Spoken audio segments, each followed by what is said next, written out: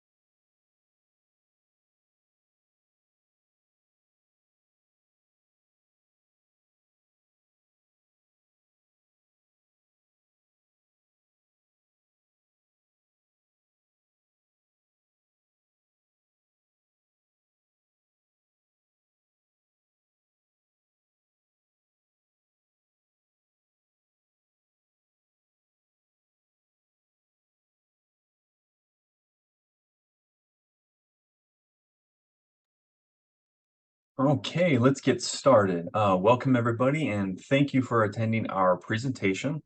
This is a presentation about some of the work that HARC did to study community perceptions around the environment, and we like to share those findings with all of you. So this project was made possible by a grant from the Windward Fund. The Windward Fund aims to strengthen the environmental movement by connecting people from different backgrounds, fostering collaboration, and supporting grassroots grant making that amplifies the voices of those affected by environmental issues.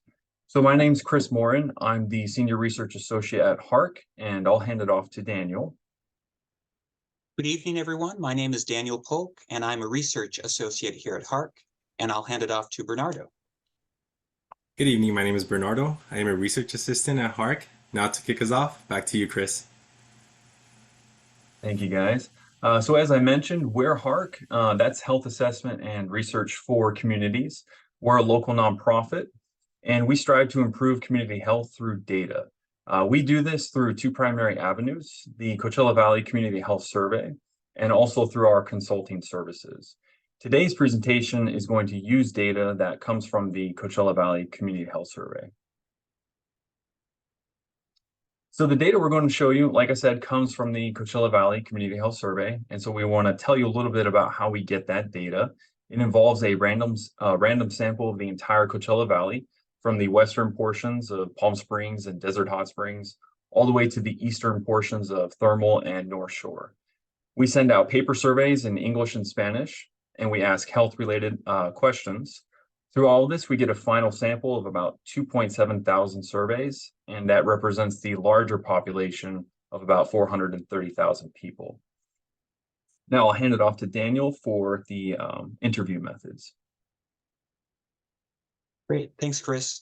So in addition to the quantitative statistical data made available from the Community Health Survey, We also wanted to collect data on how people described their concerns about the environment in their own words. We conducted 24 interviews with residents, mostly those living in the Eastern Coachella Valley or people who were raised in the Eastern Coachella Valley, naturally because there are more concerns about the environment in that region. Each interviewee was compensated with a $25 Visa card. Interviews lasted between 30 minutes to an hour, and we had a total of 19 Spanish speakers and 6 English speakers among the interviewees. Interviews were recorded and transcribed, and then we read all of the transcripts and analyzed them to pick out the most common themes that came about, and also to choose representative quotations to represent people's ideas and concerns in their own words. And we want to emphasize that for both the survey results as well as, of course, the interview results, what we're presenting here are people's perceptions of the environment, their opinions that they have poor air quality, for example. In this report, we don't have data from devices that measure the air quality. It's simply a reflection of people's concerns about air quality, which we can assume or conclude, of course, does correlate with data from air quality measurement, for example.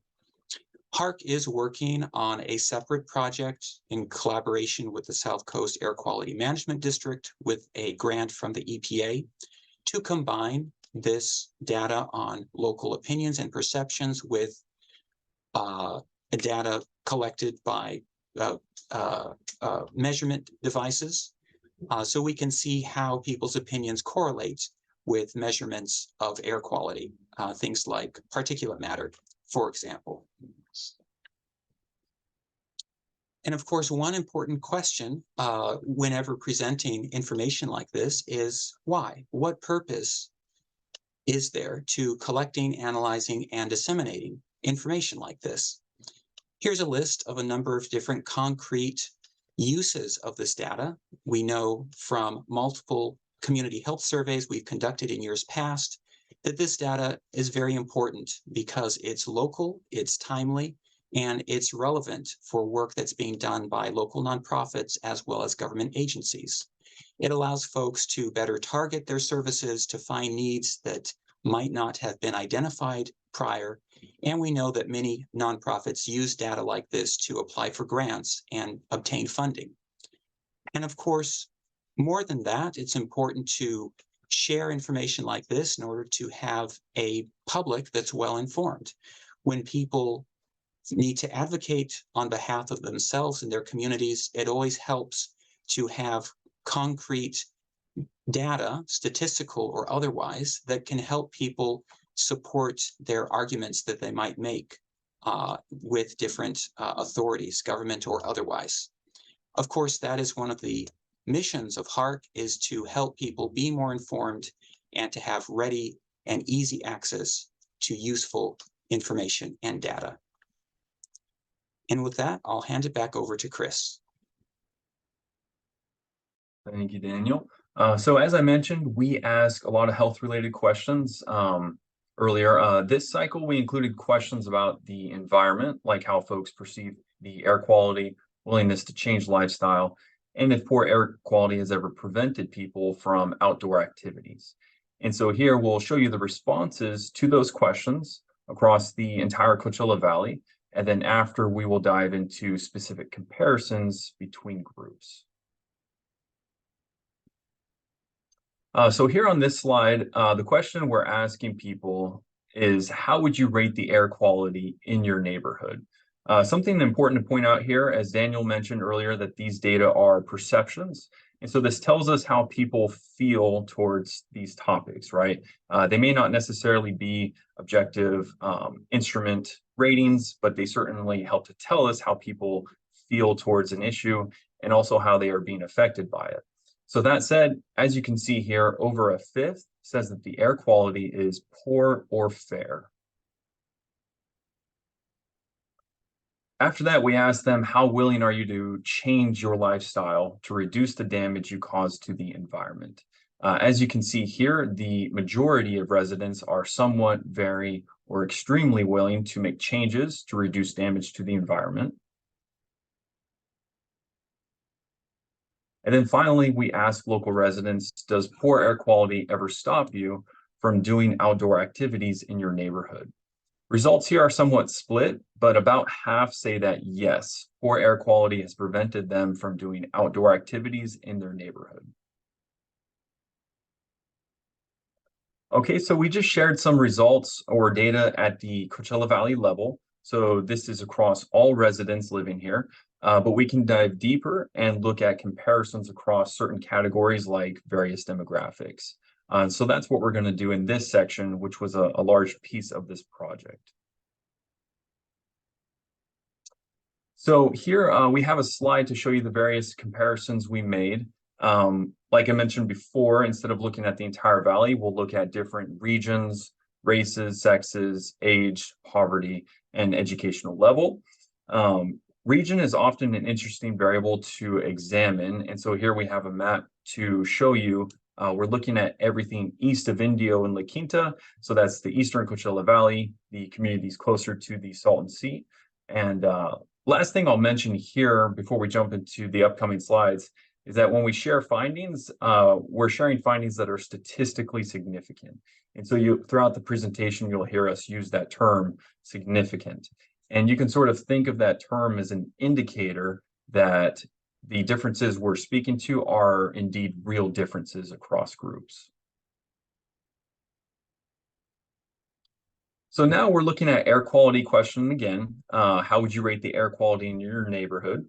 But this time by region. And here we can see that perceptions of air quality do significantly differ based on the regional location. So a significantly larger proportion of adults in the eastern Coachella Valley reported poor or fair air quality in their neighborhood compared to the western Coachella Valley. Again, here we are still looking at air quality ratings, but now by race ethnicity. And so here we can see that a significantly greater proportion of Hispanic adults report poor or fair air quality compared to non-Hispanic white adults. Again, looking at air quality ratings here, there's a lot more going on in this chart than the previous charts. And so the main takeaway here is that the younger age groups tend to perceive lower air quality in their neighborhood compared to older age groups. Once again, looking at air quality ratings here as well, but by poverty level. And we can see that perceptions of air quality do significantly differ based on poverty classifications. So like before, there is a little more going on with this chart. So the main takeaway is that people living in poverty, so that's the 0 to 100% category, and even those in the next category of 101 to 200, 201 to 250%, the higher proportions of these groups perceive air quality to be poor or fair compared to those living at 300% or more of the poverty level. So essentially, higher percentages of those living in poverty or close to it perceive the air quality to be poor or fair relative to people living far from poverty. So now we're looking at a different question here, and that question is, does poor air quality ever stop you from doing outdoor activities in your neighborhood? But again, we're looking at differences across region. Here we see that a significantly higher percentage of respondents in the eastern Coachella Valley say yes, poor air quality has stopped them from outdoor activities compared to western Coachella Valley residents. Now we're going to look at a different question. This one is, how willing are you to change your lifestyle to reduce the damage you cause to the environment? But here we're looking at males and females. And willingness to change lifestyle does significantly vary based on sex. So a significantly greater proportion of females report that they are somewhat, very, or extremely willing to change their lifestyle to reduce damage to the environment compared to males. Okay, and so here I will hand it off to Bernardo, who's going to talk about additional air quality perceptions and how they vary by other characteristics. Thank you, Chris. So now we're going to continue to state comparisons between the way people perceive air quality in their neighborhoods weighted against various elements like general health, racism, and health insurance, just to name a few. So now looking at the general health ratings compared to the perception of air quality, we're able to recognize a significantly higher proportion of respondents living with poor health reported having bad air quality compared to those with good general health. Next, we're going to take a look at how people who have experienced racism perceive air quality in their neighborhoods compared to those who have not. So as shown in the graph, adults who have experienced racism reported having poor air quality in their neighborhood compared to those who have not experienced racism. Next slide, please. So we asked respondents who stated that they did not have the recreational areas near them, how they perceived the air quality in their neighborhood. A significantly higher proportion of people who do not have a safe place to walk or bike perceive their air quality as poor compared to those who do. Next slide, please. So here, a significantly higher proportion of residents with healthcare insurance reported having poor air quality compared to those who are insured. Next slide. And lastly, residents who have experienced financial difficulties during the pandemic reported to perceive the air quality in their neighborhood as poor compared to those who did not experience hardships during the COVID-19 pandemic. Next slide, please. So we just provided you with a lot of data. You might be wondering, what does this all mean? Well, it means that residents in the eastern Coachella Valley perceive air quality much worse than those who live in the west. It means that the majority of people being affected are Hispanic poor residents, and due to their perception, they are less likely to participate in outdoor activities. From this data, we're able to recognize a theme that air quality in the eastern side of the Coachella Valley is perceived as poor compared to the west. I will now be passing it over to Daniel. Great, thank you, Bernardo. And last, we'll present some of the interview results to help us put the survey results in context. So these are, again, are results from interviews we conducted with Eastern Coachella Valley residents, as well as a few folks who were raised in the Eastern Coachella Valley. So we did ask a number of different questions in the interviews. One of them was the same question as on the survey, and that was simply inviting people to characterize air quality in their neighborhood.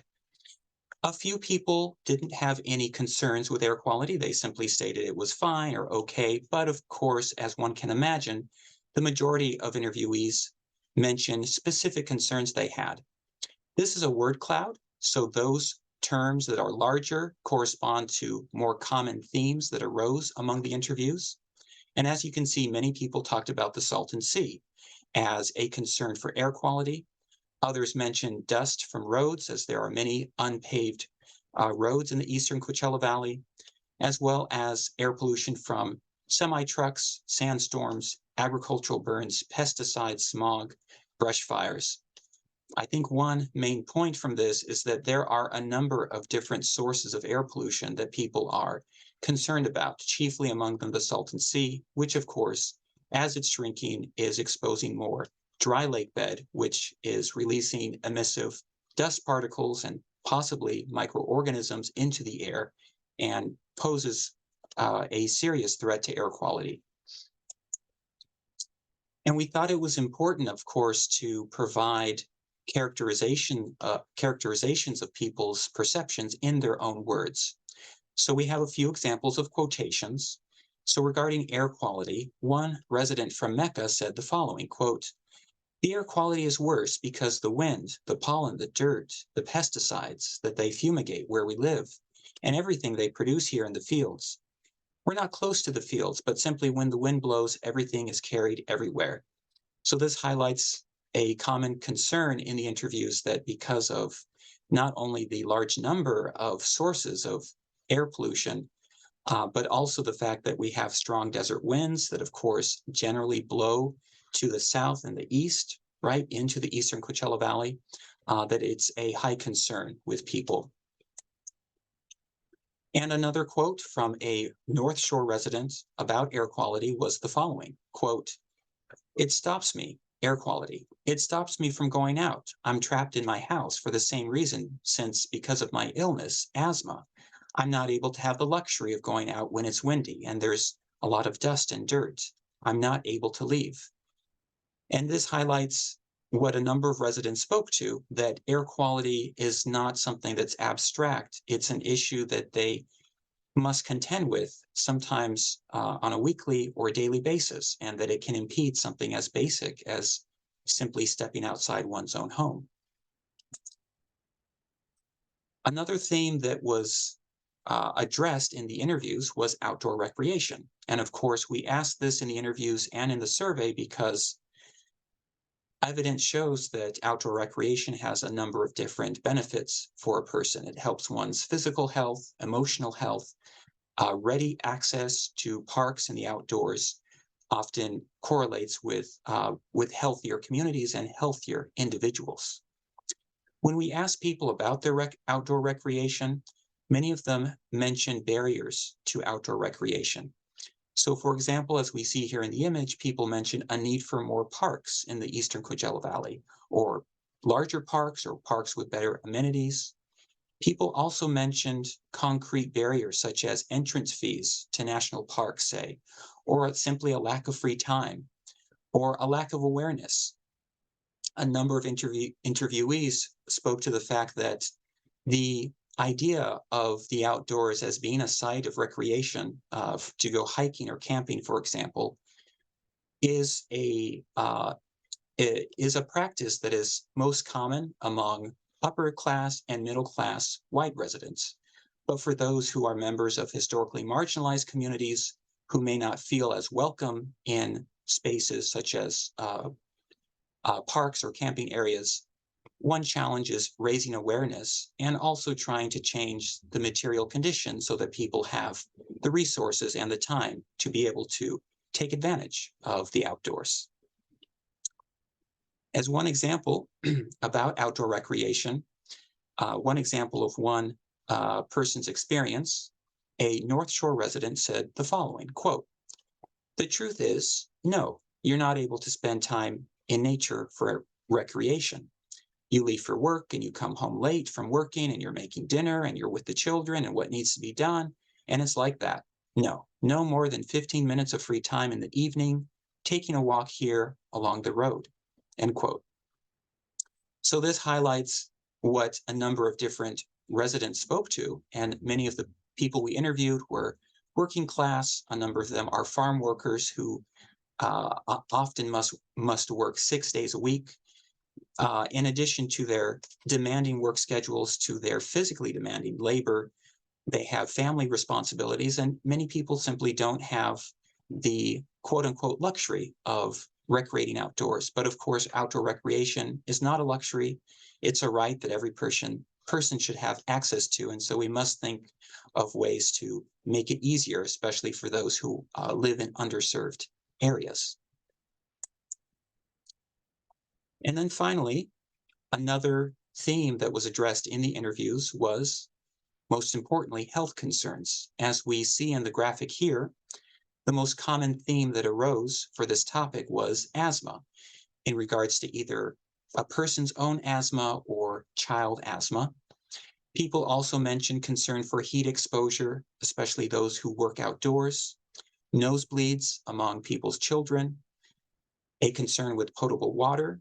Several people in North Shore, even though they don't live in an area that has evidence of arsenic contamination, as is the case in some communities in Oasis, for example, even if there's not evidence of contamination, they nonetheless don't trust that their water is safe to drink. A few people mentioned having to buy bottled water, for example. And of course, people have other concerns such as pesticides. We had one farm worker explain that they've witnessed pesticides being sprayed when workers are in the field. So there are a number of different concerns that people had about their health and the environment. One example of one person's experience, a North Shore resident said the following, quote, even though there are people who say that the water is potable, we don't consume it. We have to be buying potable water to consume it. I was noticing that when the water isn't too good, it causes eczema, little spots on the skin. I've noticed that my baby develops many of these spots. This worries me. I would like to have a filter at my house because never have we sought to determine the water quality, but I imagine that it's a problem, end quote. So this is one use of interview data. It's the fact that it can highlight to us problems that we might not be aware of. For example, water quality in North Shore. This, I think, indicates a need to have further studies into whether there is water quality issues in this community, but it highlights the fact that it is a common concern. And then lastly, one more quotation about health concerns from another resident from North Shore. They said the following, quote, there are a lot of allergies, a lot of asthma.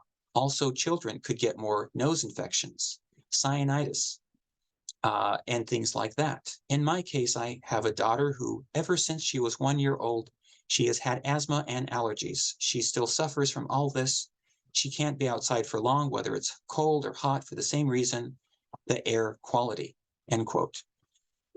And of course, when we talk about the environment and health, I think the most concerning issue is how it impacts children.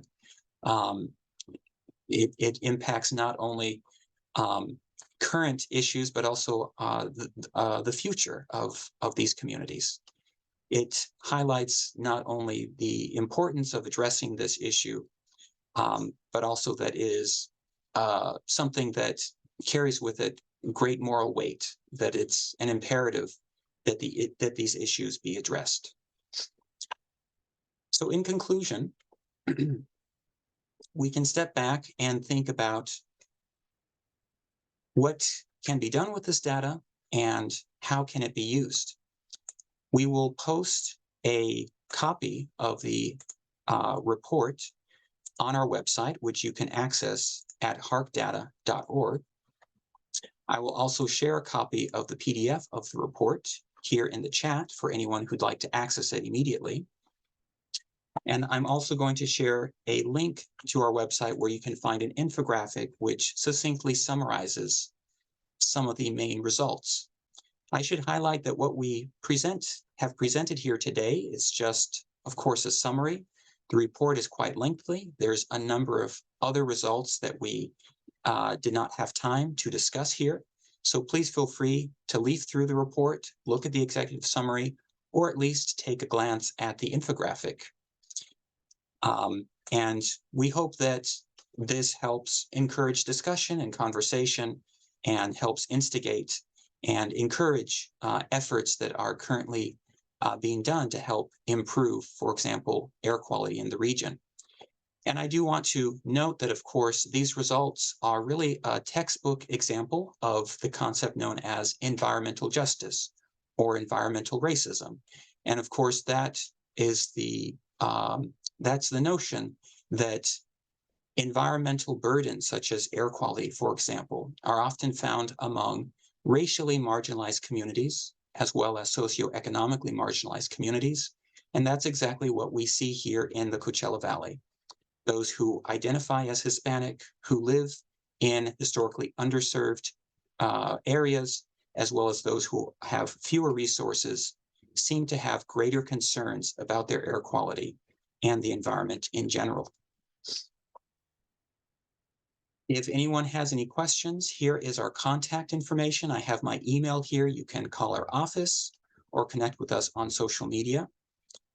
And now we'll be happy to answer any questions that folks from the audience might have. If you'd like to ask a question, you can feel free to use the raised hand feature, and then you can speak, or you can simply type your question into the Q&A, and we'd be happy to answer it. So I'll pause for a moment in case anyone has any questions.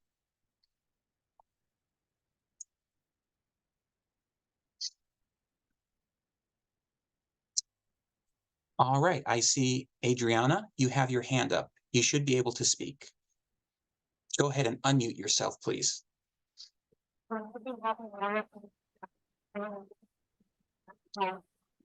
Can you hear us? I can't hear you, Adriana.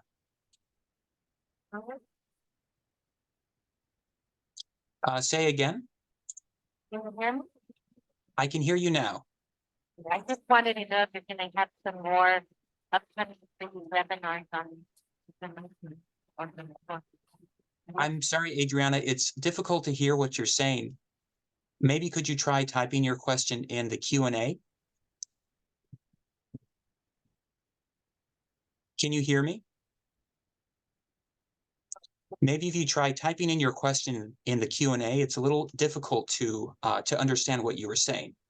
I think the connection must be, there must be a problem. So okay, great. So we have a couple questions in the Q&A. One anonymous attendee asks, do you think this study was a success? Yeah, I hope so. We were proud of the final product. We were proud because it shows the issue of environmental justice across a number of different topics in regards to economic class, gender, racial identity, reported experiences of racism, and age, as well as region. So among all of those categories, we find a difference in perceptions of air quality, for example. And these are results that have not been found in other studies. So in that sense, we were grateful for the useful results that were produced. And of course, I think how we judge the data will depend on how people use it going forward. We do hope that it will be useful for folks either applying for funding or advocating for policy changes or any other socially useful purpose. Thank you for your question. And then Adriana typed in her question. They ask, will you have more free events like this in the near future? We don't have any other events planned. This was our second environmental health data release event. We had our first event in Spanish in Mecca last week, but we're certainly open to presenting this data in other forums. If you would like us to come to, let's say, an organization, a school, perhaps a library, anywhere where you think that there's an audience who is interested in hearing this information, we're always happy to present, to give presentations, and to make this data accessible. Another question is, how do staff at HARC feel about the environmental differences? How will this change your future research? So as Chris mentioned, this was the first time that we included these environmental questions on our survey. We conduct this community health survey every 3 years. We've been doing it for over a decade now. And I'm sure that we will continue to include these questions in cycles going forward because they were useful questions, especially when we can compare them with the results from other questions on our survey. And I think, we will hopefully pursue other opportunities to do other projects in regards to environmental health. Another question is, or rather a comment, the person says, I wanted to point out that I enjoyed hearing your presentation and the infographics. Thank you. And another attendee asks, will you be posting this to the West and East, maybe mention on local news or community boards to raise more discussion or more participants? I think that's a great idea. So we will have a recording of this presentation on YouTube. We do have our infographic. We have some social media posts. And I think it is a good idea to maybe post it to Facebook groups or other community forums. And we did invite a number of different local news outlets to read the report. And we do hope that it will gain traction in the local media. And then another person asked, what local organizations does your research help and how? We partner. So to step back, HARC, this project is just a small part of what HARC does. We provide basically two services. We do our community health survey, which is primarily what this report was drawing from, and we also offer consulting services, mainly for nonprofits and government agencies. So we have helped a number of different organizations on projects ranging from, for example, gun violence reduction to substance abuse programs. The list is quite long. You can see our website for a list of our past partners we've worked with. And that brings up another point, is that with this particular project, we partnered with a number of local organizations that had representatives on our community advisory board. The list of those organizations you can find in our report. We're very grateful for our community advisory board members who contributed to this project. Another person asks, I appreciate seeing my community being spoken about and the ongoing issues that occur here in my hometown. Thank you. Thank you for your comments. Yeah, we do hope that people see themselves in these results, because of course, these results reflect the general population as well as subpopulation. So it's important that we make these results accessible to everyone. I'm going to ask if there's any other questions. If you want to ask a question, you can type it in the Q&A, or you can use the raised hand feature if you'd like to speak. Any other questions that folks might have?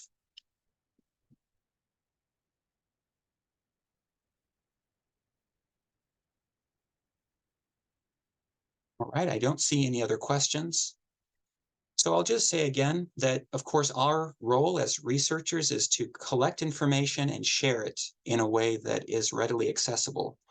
And of course, it's the role of others, members of the public, advocacy groups, government officials, to work with this information. We're always happy and ready to partner with anyone who would want to use this information for any of those uses. Maybe it's to apply for funding, or maybe it's to set up a meeting with a local public representative, whatever it may be. We're here to help.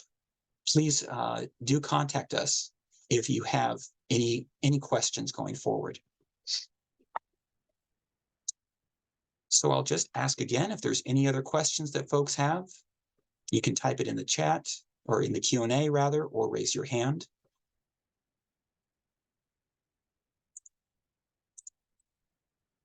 Very good. Well, again, you can go to our website to access the infographic. The report will also be posted on our website, and there's a copy of it in the chat. With that, I'll want to thank our Community Advisory Board for helping guide this project, as well as my colleagues, Chris and Bernardo. And thank you all for attending, and have a good evening. Thank you.